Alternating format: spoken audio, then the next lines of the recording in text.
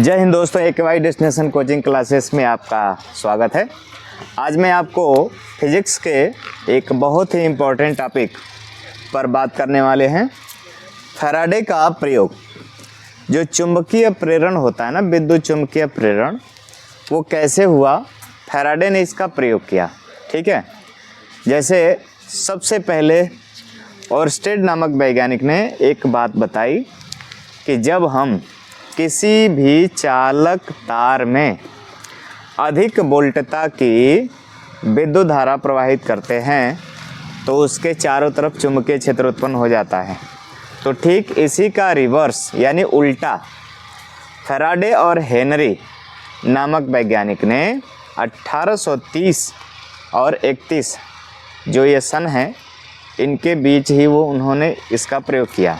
अब इसे अक्सर करके 1830 देता है। तो जब फैराडे और हेनरी दो ऐसे वैज्ञानिक हुए जिन्होंने चुंबक के द्वारा विद्युत धारा का निर्माण किया अपने प्रयोग में। ठीक है, तो आज इसी टॉपिक पर विशेष बात करना है कि जब हम विद्युत धारा के द्वारा चुंबकीय क्षेत्र उत्पन्न कर सकते हैं तो चुंबक के द्वारा भी विद्युत धारा उत्पन्न किया जा सकता है। ठीक है, तो फैराडे और हेनरी दो वैज्ञानिक थे। चूँकि हेनरी का वैसे हेनरी के नाम से प्रयोग नहीं जाना जाता, ये फैराडे के नाम से ही जाना जाता है, इसलिए इसका जो आप हेडिंग डालेंगे वो फैराडे के प्रयोग से ही डालेंगे। ठीक है, तो यहाँ पे बताएंगे कि सन 1830 ईस्वी में, यानी 1820 से 10 साल बाद 1830 ईस्वी में हेनरी और फैराडे नामक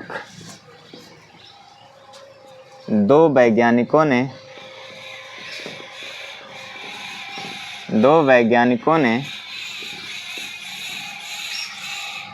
चुंबकीय क्षेत्र के कारण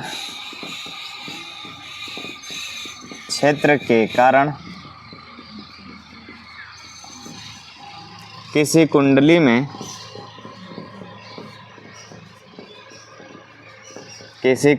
में विद्युत धारा प्रवाहित करने का प्रयोग या परीक्षण किया,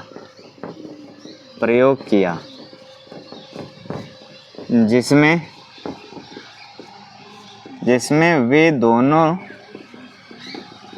सफल रहे। ठीक है, बात समझिएगा कि ये दो वैज्ञानिक जो थे अपने अपने देश में किए। ठीक, तो ये दोनों वैज्ञानिक अपने अपने देश में लगभग सेम समय में किए, 1830 में माना जाता है। तो इन दोनों वैज्ञानिकों ने जो परीक्षण किया या जो प्रयोग किया, इन प्रयोगों में इनको बहुत अच्छी सफलता मिली। ठीक है, कि इनके जो प्रयोग थे वो सफल रहे। जैसे आप विद्युत धारा द्वारा चुंबकीय क्षेत्र उत्पन्न कर सकते हैं, तो इसका रिवर्स भी हो सकता है कि चुंबकीय क्षेत्र द्वारा आप विद्युत धारा उत्पन्न कर सकते हैं। तो ओरस्टेड नामक वैज्ञानिक ने जब एक कंपास सुई लेकर उसके चारों तरफ चालक तार बिछाकर जब उसमें विद्युत धारा प्रवाहित किया तो कंपास सुई में विक्षोभ देखा गया। अर्थात यह माना गया कि कंपास सुई केवल और केवल चुंबकीय क्षेत्र में ही विक्षेपित होती है, जिसके कारण जैसे ही चालक तार में धारा प्रवाहित किया गया तो उसके चारों तरफ चुंबकीय क्षेत्र उत्पन्न हो गया और वो चुंबकीय कंपास सुई में विक्षोभ उत्पन्न हो गया। तो इससे यह सिद्ध हो गया कि किसी भी चालक तार में आप विद्युत धारा प्रवाहित करते हो तो उसके चारों तरफ चुंबकीय क्षेत्र उत्पन्न हो जाता है। ये बात फिक्स हो गई 1820 में।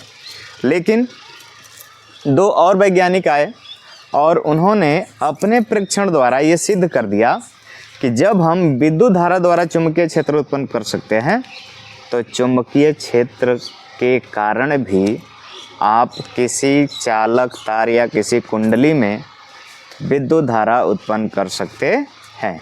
अर्थात ये दोनों एक दूसरे के उल्टे हैं। अगर एक रहेगा तो दूसरा हो जाएगा, दूसरा रहेगा तो पहला हो जाएगा। ठीक है, तो इस परीक्षण में इन्होंने क्या प्रयोग किया, तो प्रयोग विधि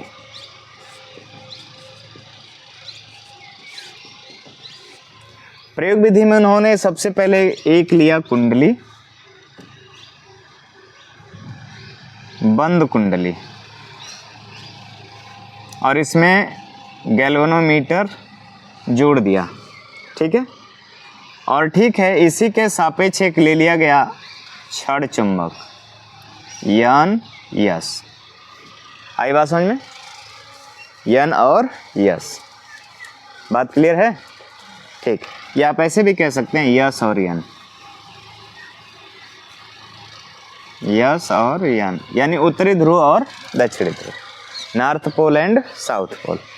और हम जानते हैं कि किसी भी चुंबक में दो ध्रुव हमेशा ही रहते हैं, चाहे चुंबक को हजारों करोड़ों लाखों कुछ भी हो, कई भागों में तोड़ दिया जाए तो भी इसके दो ध्रुव हमेशा उसमें रहते हैं, नॉर्थ और साउथ।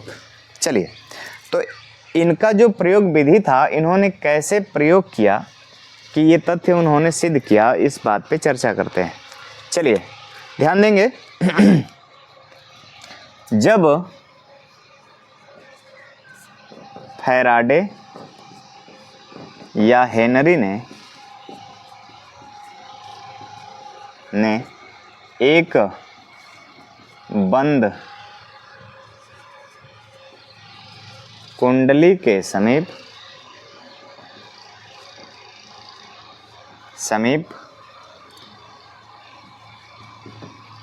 कोई छड़ चुंबक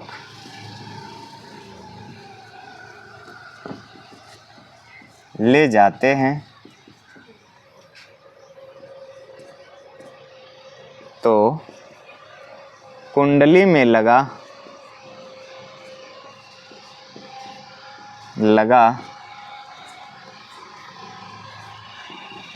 गैल्वेनोमीटर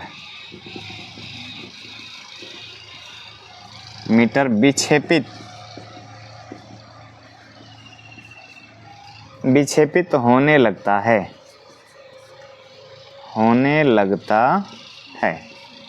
ठीक है। हाँ, इस बात से ध्यान दीजिएगा कि जब किसी कुंडली में जब गैल्वेनोमीटर जोड़ा जाता है तो उस कुंडली में अल्प मात्रा में, यानी बहुत कम से कम मात्रा में भी विद्युत धारा यदि प्रवाहित होना प्रारंभ हो गई, तो ये जो गैल्वेनोमीटर लगा होता है, जो तीर का निशान वाला गैल्वेनोमीटर होता है, ये तुरंत अपने स्थान से विक्षेपित होने लगता है, ठीक है। अपने स्थान से तुरंत ये विक्षेपित होने लगता है, अर्थात अपने दिशा को परिवर्तित करने लगता है। आई बात समझ में? तो यहीं पे इन्होंने ये जो परीक्षण करते समय देखा कि जब हम किसी कुंडली के पास किसी छड़ चुंबक को लेकर जाते हैं तो कुंडली में लगा हुआ गैल्वेनोमीटर अपने आप विक्षेपित होने लगता है, ठीक। तो इन्होंने देखा कि जैसे ही हमने चुंबकीय क्षेत्र में किसी कुंडली को लेके गया या चुंबक को कुंडली के समीप लेके गया तो चुंबकीय क्षेत्र कुंडली तक जाएगा। तो चुंबकीय क्षेत्र जब कुंडली तक जाएगा तो इसके कारण ही इस गैल्वेनोमीटर में विक्षोभ उत्पन्न हो गया, ठीक। विक्षेपित हो गई या विक्षोभ उत्पन्न हो गया, अर्थात इस तरह से हलचल होने लगा इसमें।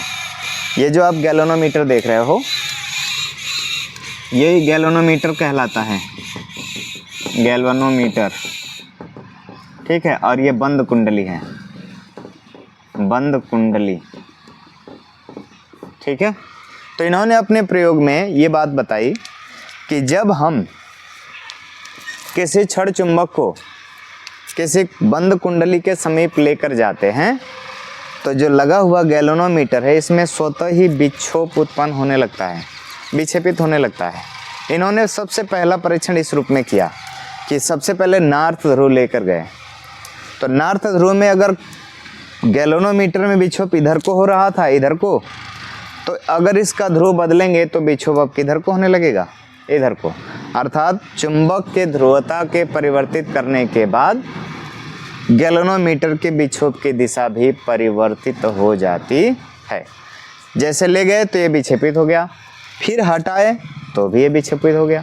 अर्थात जब तक इसमें चुंबकीय क्षेत्र का प्रवाह रहा तब तक गैल्वेनोमीटर विक्षेपित रहा। जैसे ही छड़ चुंबक को पीछे हटा दिया गया, यानी चुंबकीय क्षेत्र यहाँ से हट गया, तो पुनः से गैल्वेनोमीटर अपनी दिशा में वापस लौट आया, ठीक है। तो इस तरह की प्रक्रिया द्वारा यह सिद्ध हुआ कि जब हम किसी छड़ चुंबक को या किसी चुंबक को किसी बंद कुंडली के समीप लेकर जाते हैं तो उसमें विद्युत धारा प्रारंभ हो जाती है।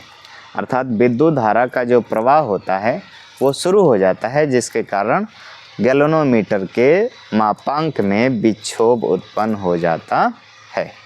बात क्लियर हुई? ये तो मान लीजिए कि नॉर्थ ध्रुव जब ले गए तो मान लो उधर को विक्षेपित हो रहा है, अगर साउथ ले जाएंगे तो इधर को विक्षेपित होगा।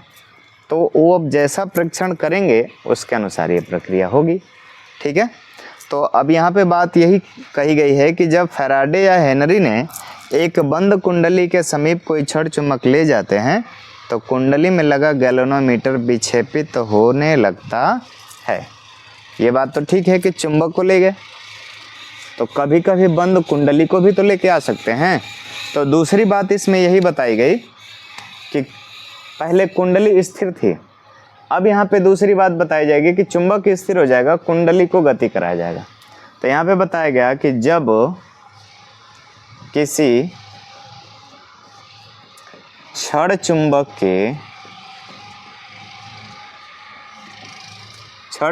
के समीप किसी बंद कुंडली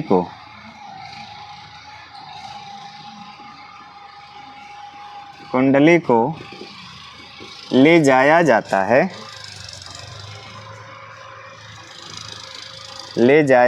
है तो ठीक है, तो भी कुंडली में लगा गैल्वेनोमीटर में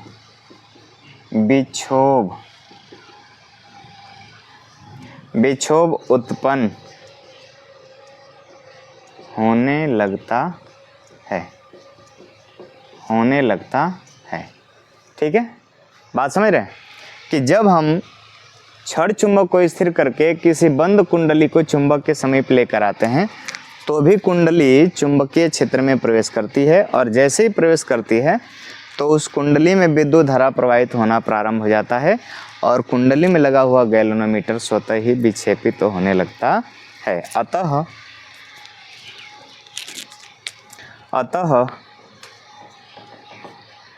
इस प्रेक्षण से यह सिद्ध हुआ कि चुंबकीय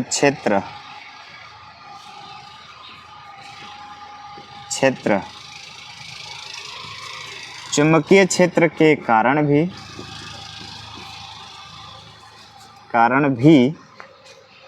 ठीक है बच्चों, चुंबकीय क्षेत्र के कारण भी बंद कुंडली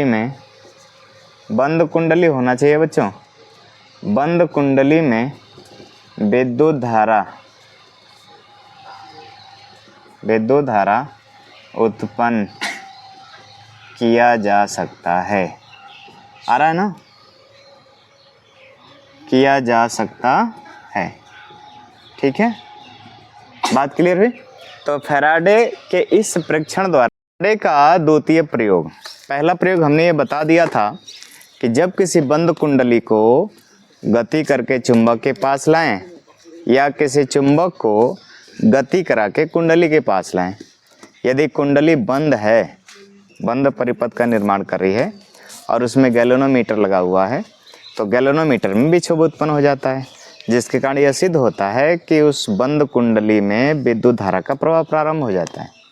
तो अगर हम बात करें इसके द्वितीय प्रयोग के कारण कि क्यों हम द्वितीय प्रयोग को यहाँ पे सिद्ध करेंगे, तो इसमें भी प्रोसेस सेम होगा, लेकिन अब यहाँ पर चुंबक नहीं आएगा। यहाँ पर दो कुंडलियों को समीप रखा जाएगा और एक कुंडली में धारा प्रवाहित करके देखा जाएगा कि क्या दूसरी कुंडली में भी विद्युत धारा उत्पन्न हो रहा है। तो ठीक है, ध्यान देंगे, यहाँ पर हम दो कुंडलियों को बनाते हैं।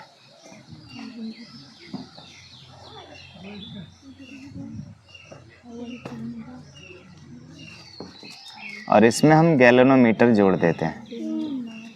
ठीक है, ये कुंडली 1 है हमारी और ये कुंडली 2 है। इसको किसी स्रोत से जोड़ा गया है, मान लो इधर से धारा आ रही है और इधर को निकल रही है, ठीक है। तो जब हम इन दो कुंडलियों का परीक्षण करेंगे, प्रयोग करेंगे, तो इन दोनों कुंडलियों में देखा जाएगा कि क्या क्या प्रोसेस चल रहे हैं।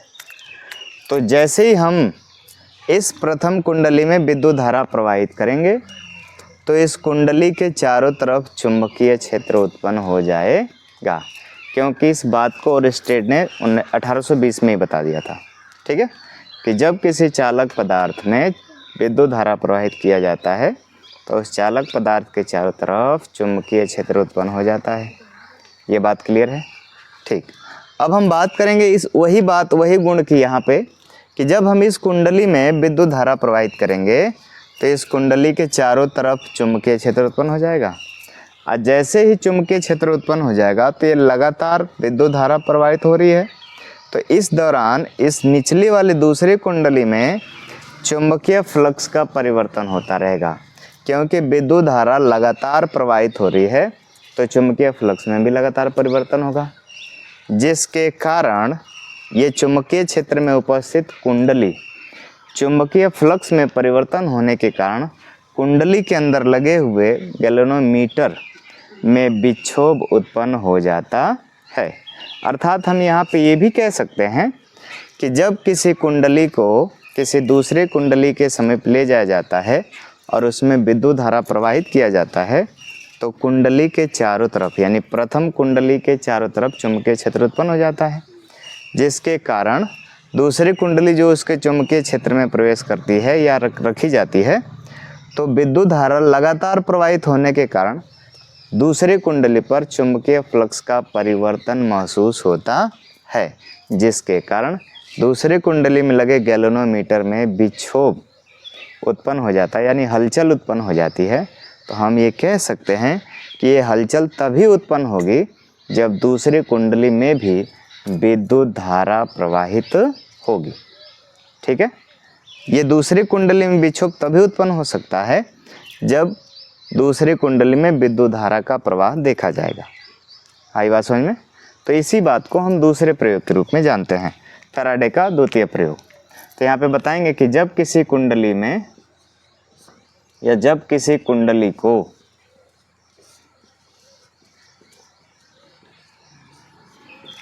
को किसी बंद कुंडली के समीप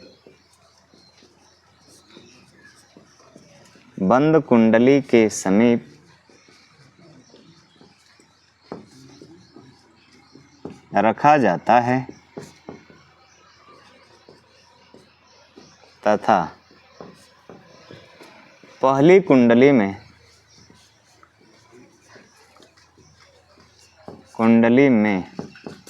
जब विद्युत धारा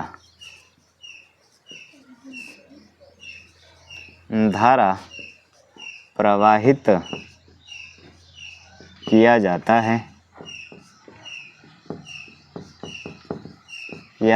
है तो पहली कुंडली के चारों तरफ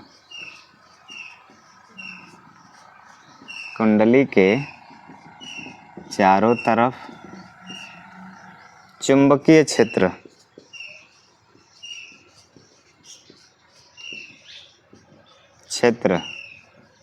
उत्पन्न हो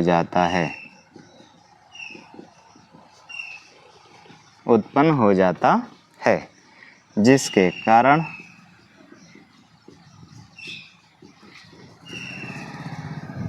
कारण दूसरी कुंडली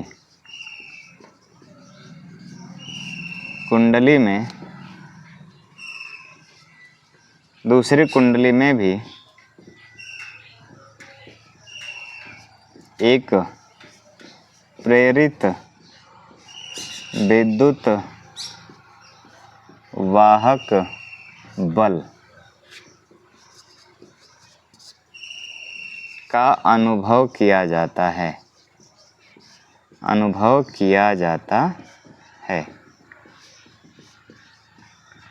जिसके कारण प्रेरित विद्युत धारा प्रवाहित होने लगती है, जिससे लगे हुए गैल्वेनोमीटर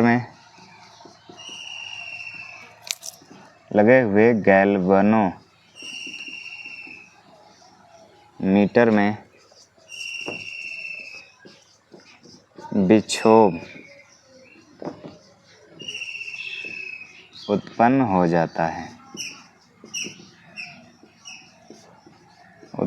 जाता है। अतः यह सिद्ध होता है कि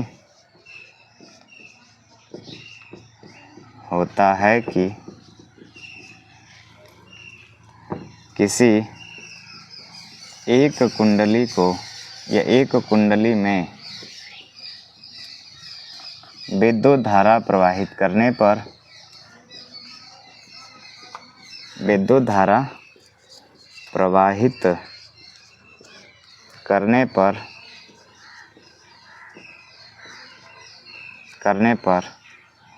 चुंबकीय क्षेत्र के कारण उत्पन्न लिख सकते हैं। उत्पन्न चुंबकीय क्षेत्र के कारण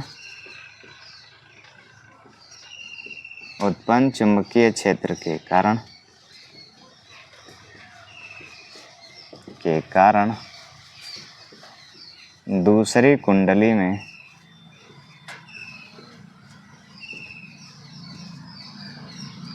में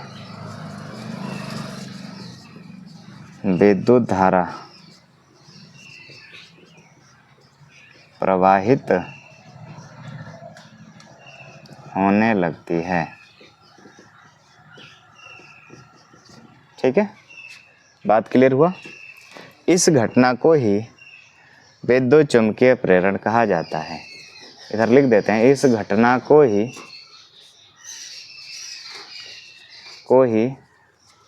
विद्युत चुम्बकीय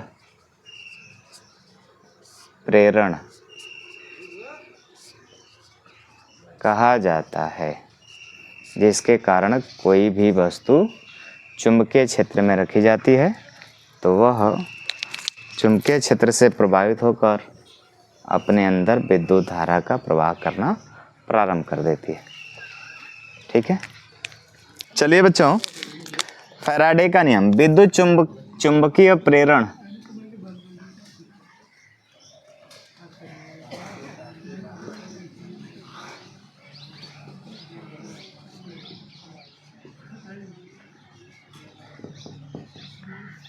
विद्युत चुम्बकीय प्रेरण संबंधी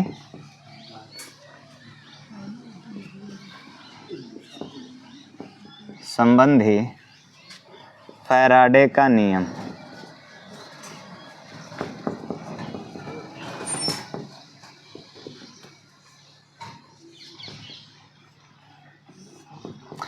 विद्युत चुम्बकीय प्रेरण संबंधी फैराडे का नियम। ठीक है बच्चों, जब फैराडे ने अपना परीक्षण किया था तो इन परीक्षणों के माध्यम से फैराडे ने दो नियम दिए। ठीक है, विद्युत चुम्बकीय प्रेरण की घटना पर आधारित फैराडे ने दो नियम दिए थे और जैसे जैसे परीक्षण किया था उन्होंने उसी के आधार पर उन्होंने नियम दिया। ठीक, तो लिख सकते हैं यहाँ पर कि विद्युत चुम्बकीय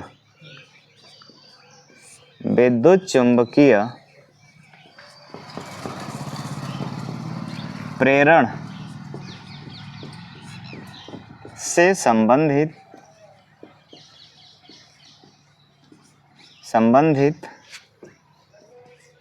फैराडे ने दो नियम प्रस्तुत किए थे। ठीक है, विद्युत चुम्बकीय प्रेरण से संबंधित फैराडे ने दो नियम प्रस्तुत किए थे। पहला नियम तो यहाँ लिखेंगे फैराडे का प्रथम नियम। फैराडे का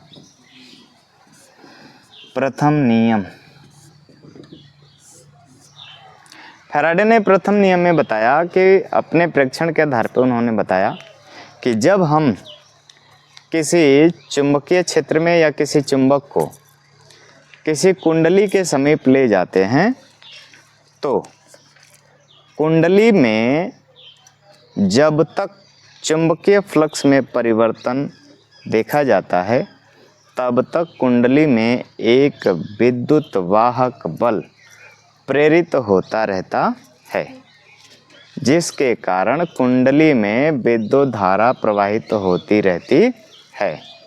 यह क्रिया तब तक रहती है जब तक कुंडली में चुंबकीय फ्लक्स में परिवर्तन होता रहता है। ठीक है, बात क्लियर हो रही है? तो आप इसको लिखोगे, जब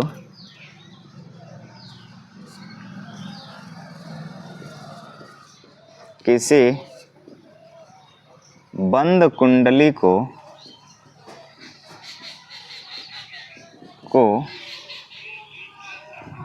किसी चुंबक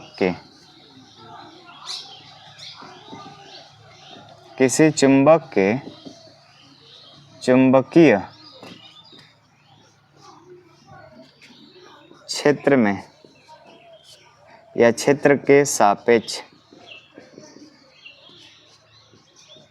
गति कराते हैं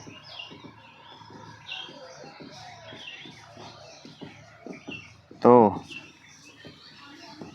कुंडली में एक प्रेरित विद्युत वाहक बल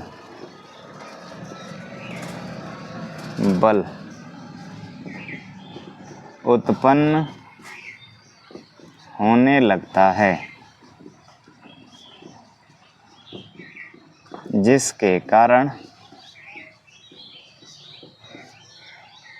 कुंडली में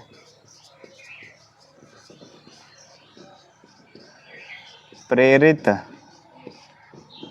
विद्युत धारा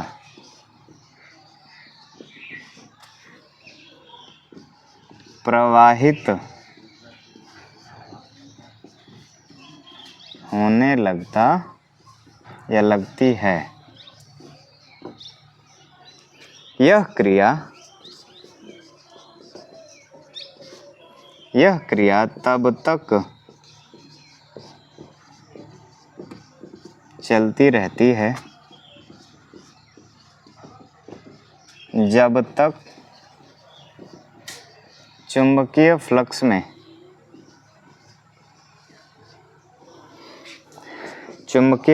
में परिवर्तन होता रहता है।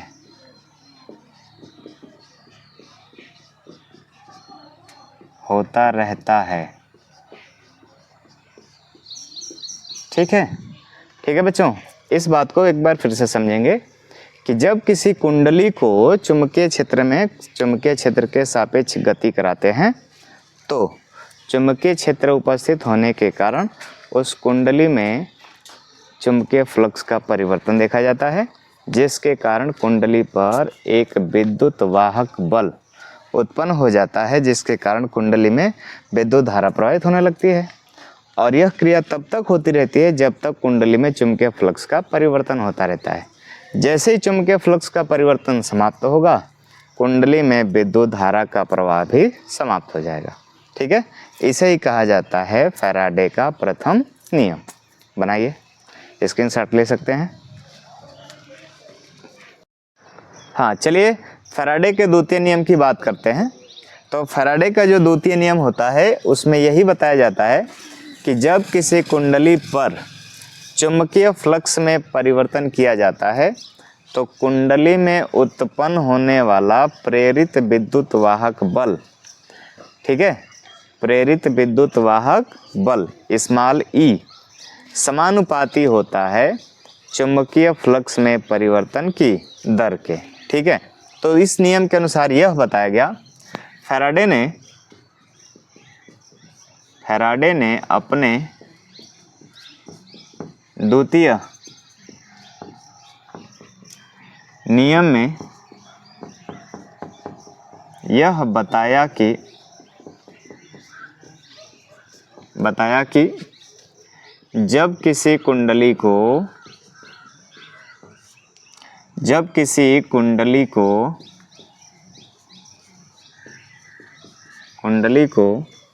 विद्युत क्षेत्र में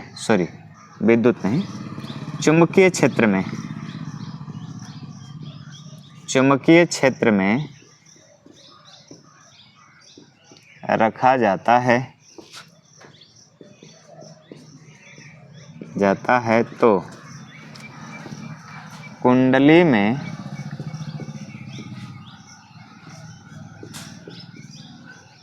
होने वाले चुंबकीय फ्लक्स के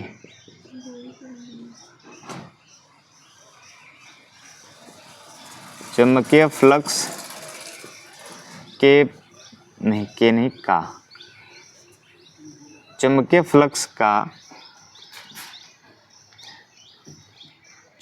फ्लक्स ऐसा कुंडली में होने वाले चुंबकीय फ्लक्स में परिवर्तन की दर, चुंबकीय फ्लक्स में होने वाले परिवर्तन की दर उसमें उत्पन्न होने वाले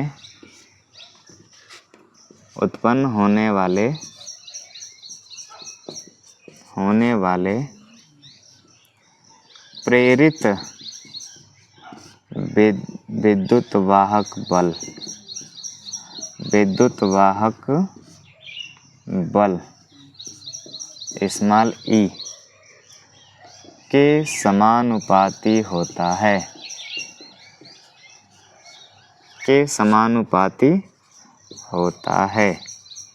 ठीक है बच्चों, अर्थात ई समानुपाती माइनस डेल्टा फाई बटे में डेल्टा टी।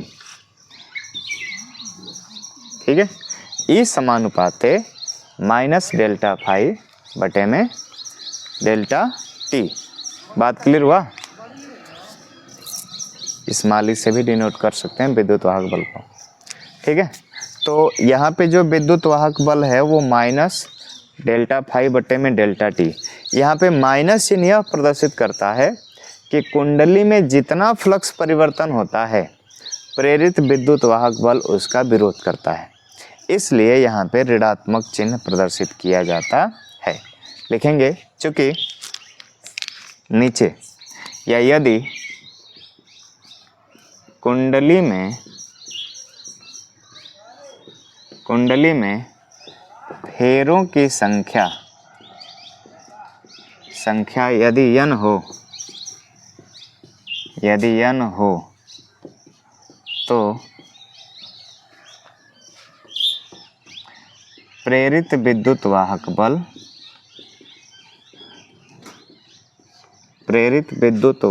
बल चुंबकीय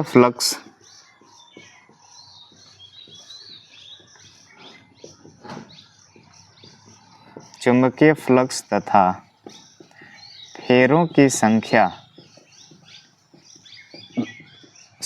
के गुणनफल चुंबकीय फ्लक्स में परिवर्तन भी कह सकते हैं। चुंबकीय फ्लक्स में परिवर्तन तथा फेरों की संख्या के गुणनफल के समानुपाती होता है।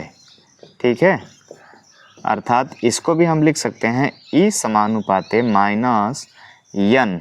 ठीक है, डेल्टा फाई बटे में डेल्टा टी। यहाँ पे यदि लिमिट लगा दिया जाए डेल्टा टी टेंड्स टू 0 तो यानी कि कह सकते हैं कि बहुत कम समय के लिए जो फ्लक्स में परिवर्तन होता है वो डेल्टा फाई ना होकर वो डी फाई को डिनोट करता है। ठीक है, तो बहुत कम समय के लिए यहाँ पे आप कह सकते हो limit delta t tends to 0, इसलिए ई समानुपाते माइनस n डी फाई बटे में डी टी को प्रदर्शित करता है। अर्थात कह सकते हैं कि जब तक कुंडली में फ्लक्स में परिवर्तन होता रहता है तब तक कुंडली में प्रेरित विद्युत वाहक बल उत्पन्न होता रहता है। ठीक है, बात क्लियर हुई? थोड़ा सा साइड में आ जाते हैं और कुछ विशेष पॉइंट को लिख देते हैं। ऋणात्मक चिन्ह यह प्रदर्शित करता है, या ऋणात्मक चिन्ह कुंडली में उत्पन्न चुंबकीय फ्लक्स तथा ऐसे चुंबकीय फ्लक्स का विरोध करता है। ऐसे कुछ सेंटेंस में मिस्टेक हो रहा है। ऋणात्मक चिन्ह कुंडली में उत्पन्न चुंबकीय फ्लक्स का विरोध करता है, लेकिन किसके द्वारा? विद्युत वाहक बल के द्वारा। तो यहाँ लिख सकते हैं ऋणात्मक चिन्ह कुंडली में उत्पन्न चुंबकीय फ्लक्स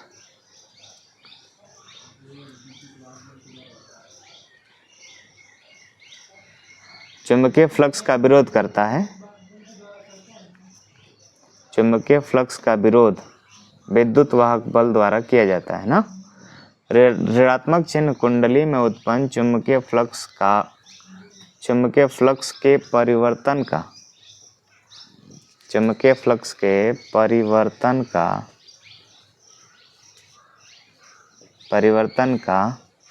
विद्युत वाहक बल द्वारा विरोध किया जाता है। अर्थात एक तरफ धनात्मक एक तरफ ऋणात्मक का अर्थ है कि ये एक दूसरे के विरोधी हैं।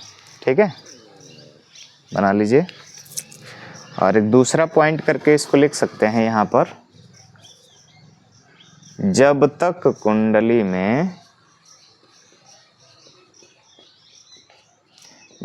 कुंडली में चुंबकीय फ्लक्स में परिवर्तन होता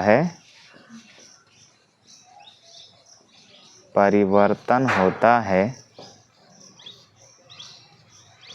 तब तक कुंडली में प्रेरित विद्युत वाहक बल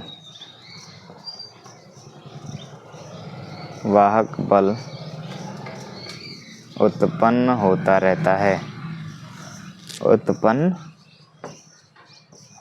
रहता है। ठीक है, तो ये कुछ द्वितीय नियम के संबंध थे और यहाँ से आप समझ सकते हैं।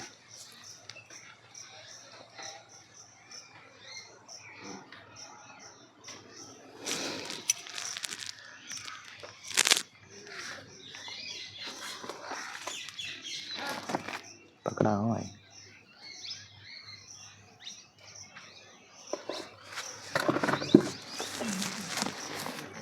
देखो, लेंज का नियम बहुत ही सिंपल है, बहुत ही आसान है।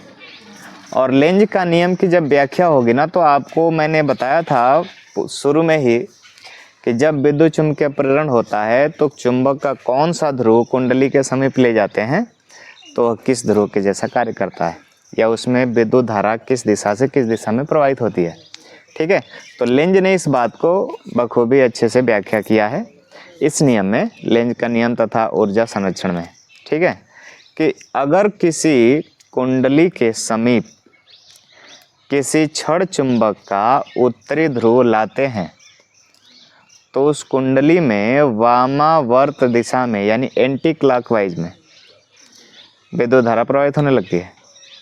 अर्थात कहने का तात्पर्य ये है कि जब हम क्षण चुंबक को कुंडली के समीप लाते हैं तो कुंडली का जो सिरा होता है, जो चुंबक के उत्तरी ध्रुव के समीप होता है, वो बिल्कुल उत्तरी ध्रुव जैसा ही कार्य करने लगता है। जिसके कारण उसमें धारा उत्तरी ध्रुव से निकल के दक्षिणी ध्रुव की ओर जाने लगती है। ठीक है, लेकिन होता क्या है इसमें कि इसमें धारा क्यों उत्पन्न हो गई? तो इसमें धारा उत्पन्न यहाँ से हो गई कि जब हम उत्तरी ध्रुव को उत्तरी ध्रुव के समीप लेकर जाते हैं तो प्रतिकर्षण होता है, यानी उस प्रतिकर्षण के विरुद्ध हम जितना यांत्रिक कार्य करते हैं, यांत्रिक ऊर्जा ही उस कुंडली में विद्युत ऊर्जा के रूप में परिवर्तित हो जाती है। ठीक है, बात समझ में आया? लेकिन पुनः से उस क्षण चुंबक को जब हम कुंडली से दूर लेके जाते हैं, ठीक है, कुंडली से क्या करते हैं, दूर लेकर जाते हैं, तो उस कुंडली में विद्युत धारा प्रवाहित होने की दिशा दक्षिणावर्त हो जाती है। अर्थात जिस सिरे से हम कुंडली के जिस सिरे से क्षण चुंबक को दूर लेकर जाते हैं तो वह सिरा दक्षिणी ध्रुव जैसा कार्य करने लगता है।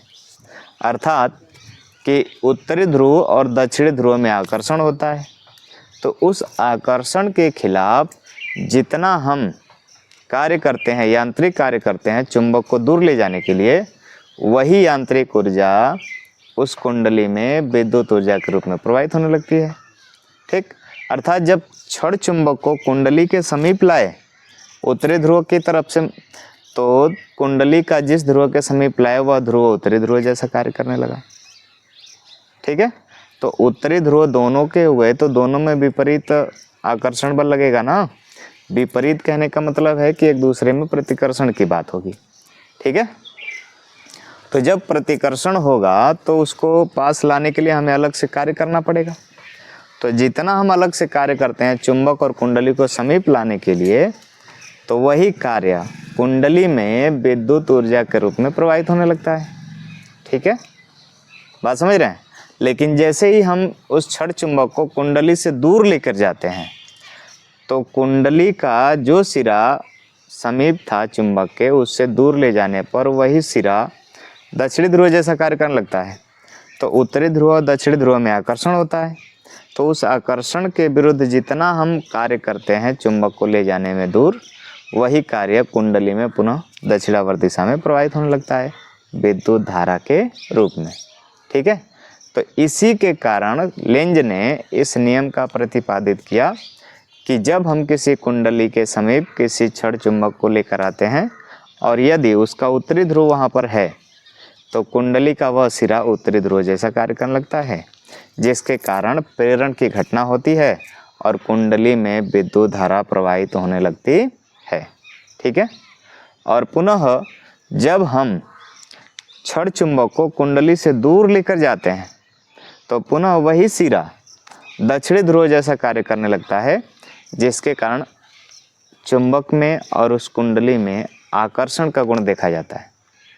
तो उस आकर्षण के विरुद्ध हम जितना कार्य करते हैं वही कार्य कुंडली में विद्युत ऊर्जा के रूप में प्रवाहित होने लगता है, क्योंकि विषम ध्रुव एक दूसरे को आकर्षित करेंगे और सम ध्रुव एक दूसरे को प्रतिकर्षित करेंगे। ठीक है, तो यही है लेंज का नियम।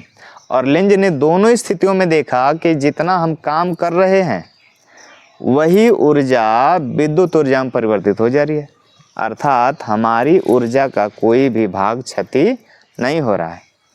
इसलिए लेंज ने बताया कि जितना हमने काम करने में ऊर्जा दिया वही ऊर्जा विद्युत धारा में प्रवाहित हो गई। तो हमारी ऊर्जा का संरक्षण रूप देखने को मिल रहा है कि नहीं? बोलिए, चाहे वो कुंडली को हम समीप चुंबक लेके जाएं या कुंडली से दूर लेके जाएं, दोनों स्थितियों में हमारे कार्य करने की जो ऊर्जा है वो कुंडली में विद्युत धारा के रूप में प्रवाहित हो रही है। बात क्लियर हुई? बोलिए। ठीक है, तो इसी प्रयोग से लेंज ने अपना नियम दिया। ठीक है, लेंज का नियम तथा ऊर्जा संरक्षण।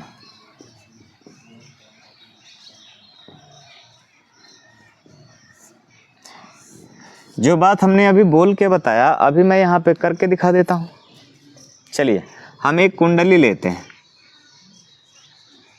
बंद कुंडली हमने ले लिया और इसमें मान लेते हैं कि हमने गैल्वेनोमीटर लगा दिया।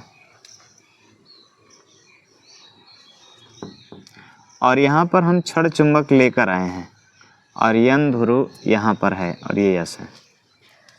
तो लेंज ने कहा कि जब किसी क्षण चुंबक को किसी बंद कुंडली के समीप उसके उत्तरी ध्रुव के साथ लाएंगे, यहाँ पे दक्षिणी ध्रुव भी हो सकता है, उसमें कोई दिक्कत नहीं है। जब दक्षिणी ध्रुव होगा तो है दक्षिणी ध्रुव जैसा कार्य करेगा, ठीक। यानी चुंबक के ध्रुव को बदल देने से कुंडली के ध्रुव में भी परिवर्तन हो जाएगा। तो हमें वो नहीं सब देखना है। मान लीजिए कि जब आपको दक्षिणी ध्रुव करना होगा कर सकते हैं। यहाँ पे आप सीधा सीधा देखो कि जब किसी क्षण चुंबक के उत्तरी ध्रुव को किसी बंद कुंडली के समीप लाते हैं, ठीक है, तो कुंडली के जिस सिरे के समीप लेके आते हैं क्षण चुंबक को, यह कुंडली का सिरा भी उत्तरी ध्रुव जैसा कार्य करने लगता है। और दोनों उत्तरी ध्रुव हो गए तो दोनों में प्रतिकर्षण का गुण होगा। तो ये धकेलेंगे एक दूसरे को, लेकिन इनको रोककर हम जब चुंबक को इनके समीप लाएंगे तो हमें इनके प्रतिकर्षण बल के विरुद्ध कोई ना कोई काम करना पड़ेगा। तो जब हम काम करेंगे, जो भी कार्य करेंगे इस चुंबक को इधर लाने के लिए, चाहे इस कुंडली को इधर लेकर जाने के लिए, तो इस विपरीत कार्य करने वाली स्थिति के कारण ही इस कुंडली में प्रेरण की घटना देखी जाती है। और जितना हम कार्य करते हैं वही कार्य वामावर्त दिशा में कुंडली में विद्युत धारा प्रवाहित करने लगता है। कि हमने जितना भी काम किया उस कुंडली को प्रेरित करने के लिए या प्रेरण की घटना उस कुंडली में उत्पन्न करने के लिए चुंबक को मैंने जितना बल लगा के जितना कार्य किया, विस्थापित करके लेके आया, वही कार्य कुंडली में धारा का रूप ले लेता है और वामावर्त दिशा में यानी एंटी क्लॉकवाइज दिशा में विद्युत धारा प्रवाहित होने लगता है। तो गैल्वेनोमीटर इधर विक्षेपित हो जाता है, ठीक। लेकिन जब उसी क्षण चुंबक को उसी बंद कुंडली से जब दूर लेकर जाया जाता है, ठीक है, जब हम दूर लेकर जाते हैं तो अब मान लेते हैं कि ये कुंडली हो गई और ये यहाँ पे क्षण चुंबक हो गया, यन और यस। यहाँ पे हम समीप लेकर आए, समीप, और यहाँ पर क्या कर रहे हैं, दूर लेकर जा रहे हैं। तो यही सिचुएशन बदल जाती है। जैसे ही हम इसी ध्रुव को दूर लेकर जाने लगे, उसी सिरा से जिस सिरा के समीप लेकर आए थे, तो उस सिरा से इसको दूर लेकर जाने लगे, तो यहाँ पे देखा जाएगा ये सो रहे हो तुम लोग, यहाँ पे देखा जाएगा कि जो उत्तरी ध्रुव यहाँ पर था उसके विपरीत में यहाँ पर दक्षिणी ध्रुव उत्पन्न हो जाएगा, ठीक है। और दक्षिणी ध्रुव उत्पन्न होगा तो इधर हमारा उत्तरी ध्रुव हो जाएगा। तो इधर से धारा निकल के क्लॉकवाइज यानी दक्षिणावर्त, इधर से धारा निकल के इधर से प्रवाहित होने लगेगी और इधर की तरफ जाने लगेगी। इसलिए गैल्वेनोमीटर में जो विक्षोभ होगा वो इधर को हो जाएगा, ठीक है। और इन्हीं प्रेक्षणों के द्वारा लेंज ने अपना नियम दिया, ठीक है। और दोनों स्थितियों में देखा कि जितना हमने कार्य किया, इधर ये कार्य है इसके साथ और इसके साथ भी कार्य है, ठीक है, और वही कार्य हमारा धारा के रूप में परिवर्तित हो जा रहा है और यहाँ भी धारा के रूप में। इसमें दक्षिणावर्त हो जाएगा और ऊपर वाले में वामावर्त हो जाएगा, ठीक है। ये क्लॉकवाइज हो गया और ये एंटी क्लॉकवाइज। यहाँ पे दोनों ध्रुवों के बीच प्रतिकर्षण था, यहाँ पे दोनों ध्रुवों के बीच आकर्षण था। तो है प्रतिकर्षण के विरुद्ध यहाँ कार्य करना पड़ा, यहाँ आकर्षण के विरुद्ध कार्य करना पड़ा, ठीक है। और कार्य करने में जो भी स्थिति उत्पन्न हुई, जो भी आंतरिक ऊर्जा हमारा लगा, वही आंतरिक ऊर्जा इस कुंडली में विद्युत धारा के रूप में प्रवाहित होने लगा। और उन्होंने देखा कि मेरे से जितनी ऊर्जा जा रही है सेम टू सेम वही ऊर्जा विद्युत ऊर्जा में परिवर्तित हो रही है। मतलब ना मेरे ऊर्जा में कोई कमी हुई ना विद्युत ऊर्जा के रूप में कोई कमी हुई, अर्थात जितनी मेरी ऊर्जा थी वही विद्युत ऊर्जा के रूप में प्राप्त हो गई। तो ऊर्जा कहीं ना कहीं संरक्षित रही। इसलिए उन्होंने अपने नियम को बताया कि ये लेंज का नियम भी कह सकते हैं इसको, या ऊर्जा संरक्षण भी कह सकते हैं। बात क्लियर हो गई? चलिए तो इसका एक्सप्लेनेशन कर दिया जाता है, ठीक है। चित्र बना सकते हैं, पहले तो इसका एक्सप्लेनेशन कर लिया जाए अच्छे से।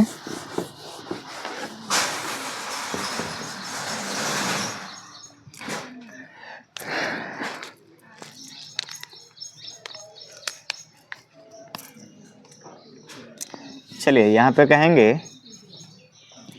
चुंबकीय प्रेरण की घटना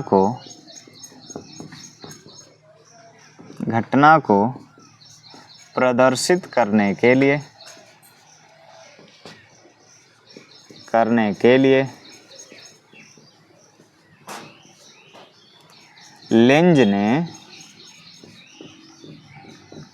एक नियम का प्रतिपादन किया।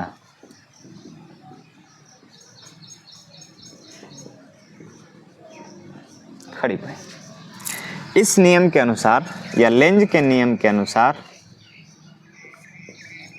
लेंज के नियमानुसार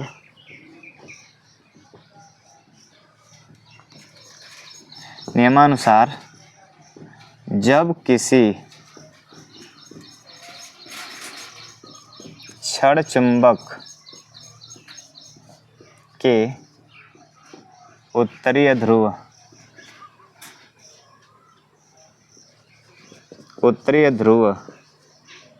को कुंडली के समीप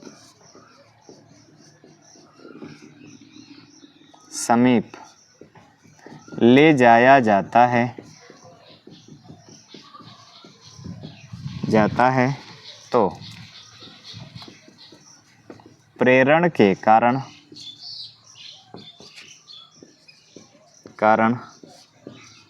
कुंडली का सिरा भी उत्तरी ध्रुव जैसा कार्य करने लगता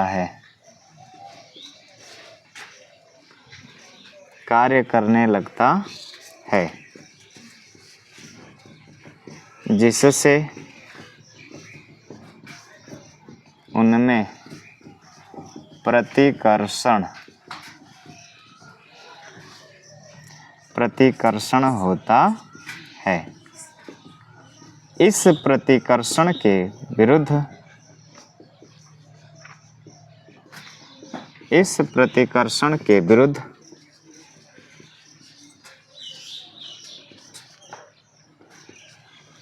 या विपरीत भी कह सकते हैं,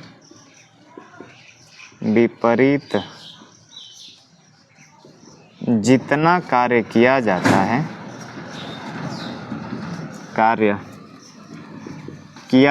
है वही कार्य कुंडली में विद्युत धारा के रूप में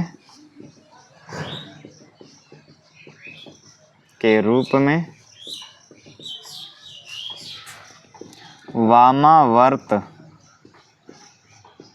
दिशा में प्रवाहित होने लगता है। ठीक है बच्चों, लेंज ने इस बात को बताया कि जब किसी कुंडली के एक सिरे के समीप चुंबक का उत्तरी ध्रुव लेकर जाते हैं तो कुंडली का वह सिरा उत्तरी ध्रुव बन जाता है और दोनों में प्रतिकर्षण का रूप देखा जाता है। तो उस प्रतिकर्षण बल के विरुद्ध जितना हम कार्य करते हैं उसे ही कहा जाता है प्रेरित धारा। ठीक, अब फिर उसी बात को जब उल्टा करेंगे कि जब छड़ को दूर लेकर जाएंगे, ठीक है, जब छड़ चुंबक को कुंडली से दूर ले जाया जाता है तो कुंडली का सिरा दक्षिणी ध्रुव जैसा कार्य करने लगता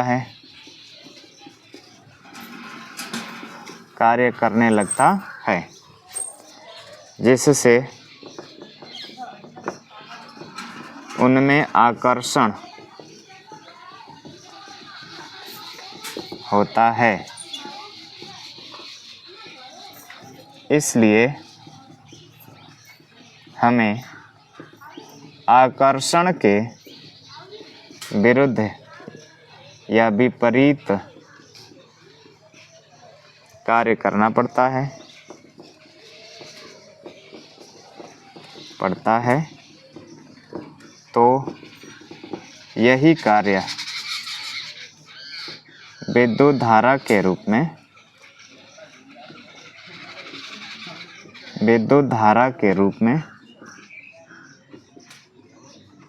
में प्रवाहित होने लगती है,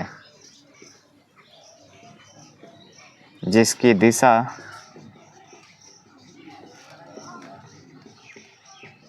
दक्षिणावर्त होती है।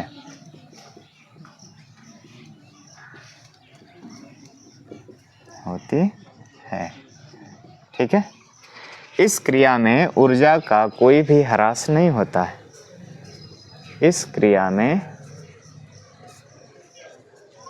ऊर्जा का कोई भी भाग ह्रास नहीं होता है। इसलिए इस नियम को लेंज का नियम या ऊर्जा संरक्षण का नियम भी कहा जाता है।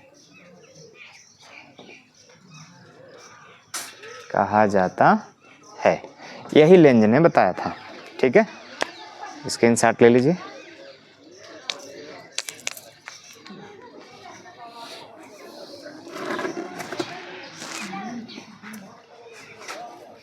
स्क्रीनशॉट कर रहे हो ना तुम लोग? ये सब थ्योरी है, थ्योरी।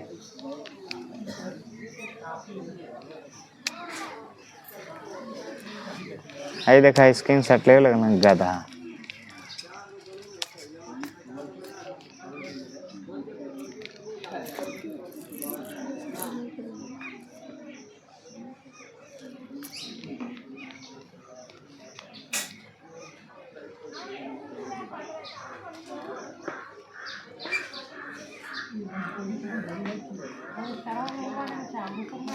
क्या हो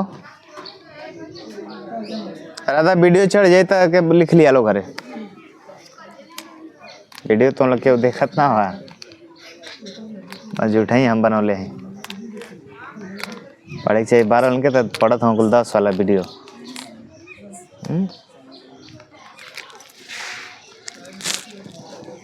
अब लिखे वाला मना कर दे चाहता कम में माँ, खाली तुम लोग सुना, घरे जाके लिखा देख देख के वीडियो के रोक रोक के।